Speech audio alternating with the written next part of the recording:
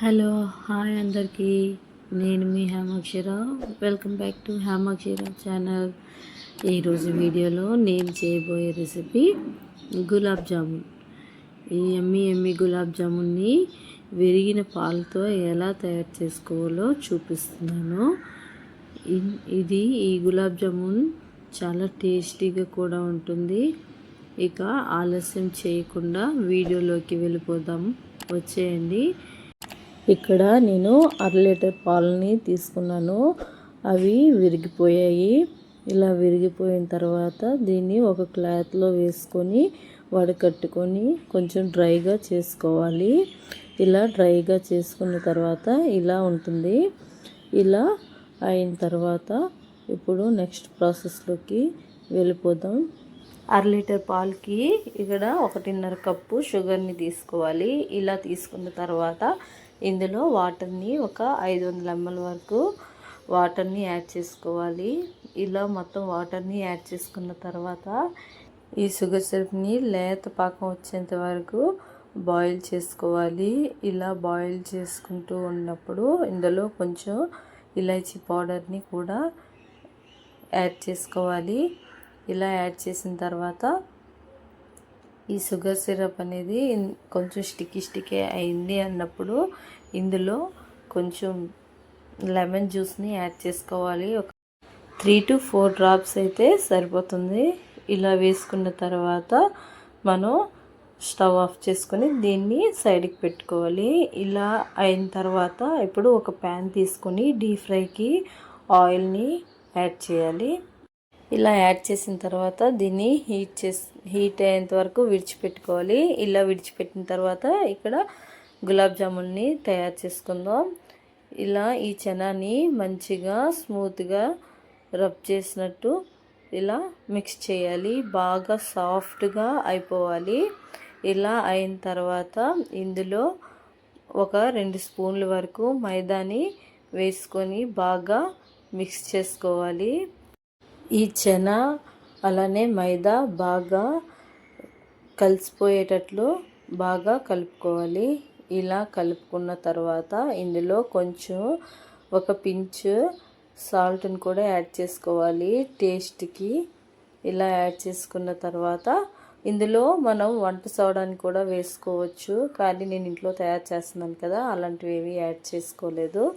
ఇలా అయిన తర్వాత 2 నిమిషాలు విడిచిపెట్టి దీన్ని చిన్న చిన్న బౌల్స్లా చేసుకోవాలి. మనకి ఏ షేప్లో కావాలంటే ఆ షేప్లో మనం తయారు చేసుకోవాలి. నేను ఇక్కడ చిన్న చిన్నవి రౌండ్ షేప్లో చేసుకుంటున్నాను.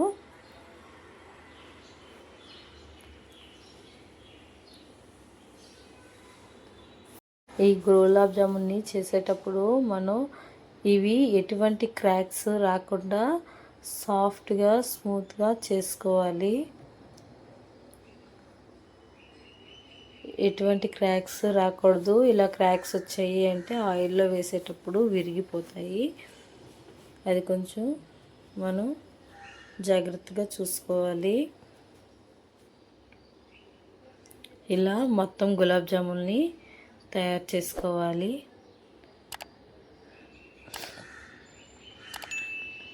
డీప్ ఫ్రైకి ఆయిల్ మరీ వేడిగా ఉండకూడదు. ఎక్కువ వేడిగా ఉంటే పైన కలర్ వచ్చేస్తుంది, లోపల గట్టిగా ఉంటుంది.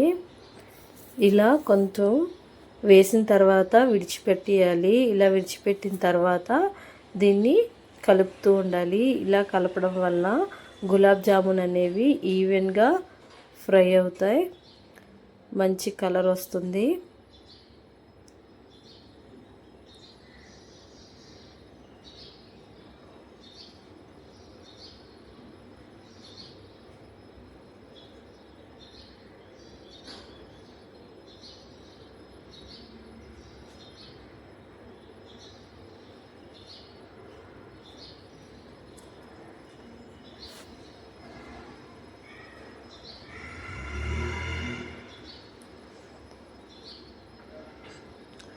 ఇక్కడ గులాబ్ జామున్ రెడీ అయిపోయాయి. ఈ గులాబ్ జామున్ వేసేటప్పుడు షుగర్ సిరప్ అనేది లైట్గా వేడిగా ఉండాలి. ఇలా గులాబ్ జామున్ తీసిన వెంటనే ఆ సిరప్లో వేసుకొని క్యాప్ పెట్టుకోవాలి.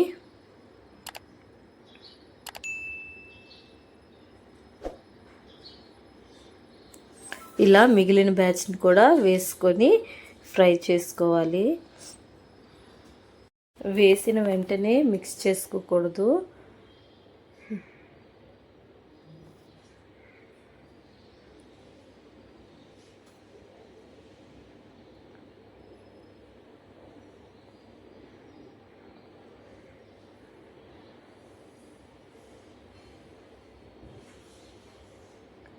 ఇక్కడ ఇవి కూడా రెడీ అయిపోయాయి. ఇవి కూడా షుగర్ సిరప్లో వేసుకొని ఒకసారి బాగా మిక్స్ చేసుకొని దీనిపైన క్యాప్ని పెట్టుకోవాలి.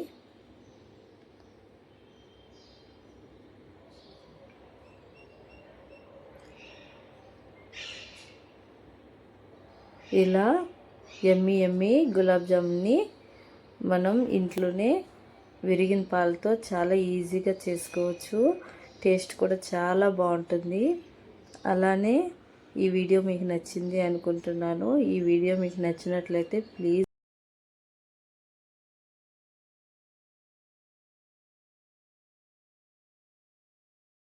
ప్లీజ్ లైక్ చేయండి. అలానే మీ ఫ్రెండ్స్ అండ్ ఫ్యామిలీకి షేర్ చేయండి. మరిన్ని వీడియోస్ కోసం మన ఛానల్ని సబ్స్క్రైబ్ చేసుకోండి. చూసారా ఎంత యమ్మీగా ఉందో గులాబ్ జామున్. ఇక్కడ నేను కట్ చేసి చూపిస్తున్నాను. ఎంత సాఫ్ట్గా, లోపల కూడా చూసారా ఎంత బాగా అయిందో. టేస్ట్ కూడా చాలా బాగుంది. Thanks for watching.